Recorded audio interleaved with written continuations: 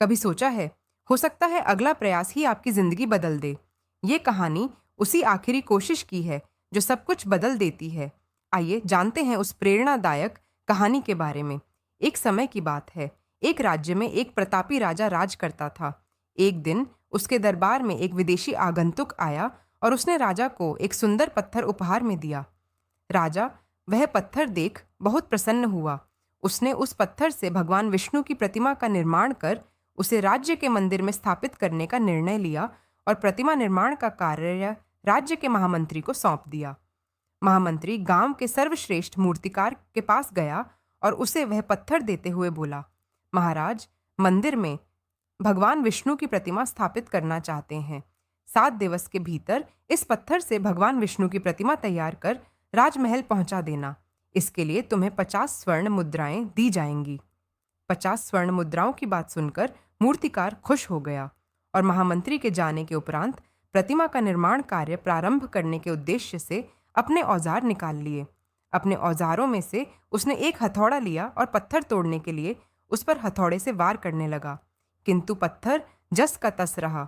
मूर्तिकार ने हथौड़े के कई वार पत्थर पर किए, किंतु पत्थर नहीं टूटा।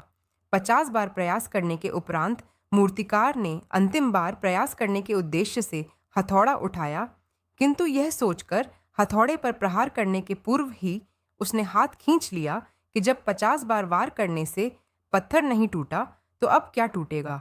वह पत्थर लेकर वापस महामंत्री के पास गया और उसे यह कह वापस कर आया कि इस पत्थर को तोड़ना नामुमकिन है, इसलिए इससे भगवान विष्णु की प्रतिमा नहीं बन सकती। महामंत्री को राजा का आदेश हर स्थिति में पूर्ण करना था, इसलिए उसने भगवान विष्णु की प्रतिमा निर्मित करने का कार्य गांव के एक साधारण से मूर्तिकार को सौंप दिया। पत्थर लेकर मूर्तिकार ने महामंत्री के सामने ही उस पर हथौड़े से प्रहार किया और वह पत्थर एक बार में ही टूट गया।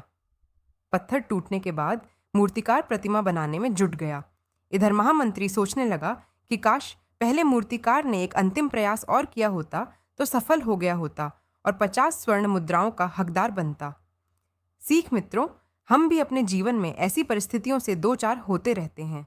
कई बार किसी कार्य को करने के पूर्व या किसी समस्या के सामने आने पर उसका निराकरण करने के पूर्व ही हमारा आत्मविश्वास डगमगा जाता है और हम प्रयास किए बिना ही हार मान लेते हैं।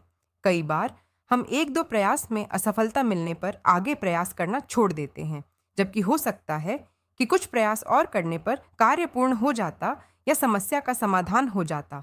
यदि जीवन में सफलता प्राप्त करनी है तो बार बार असफल होने पर भी तब तक प्रयास करना नहीं छोड़ना चाहिए जब तक सफलता नहीं मिल जाती।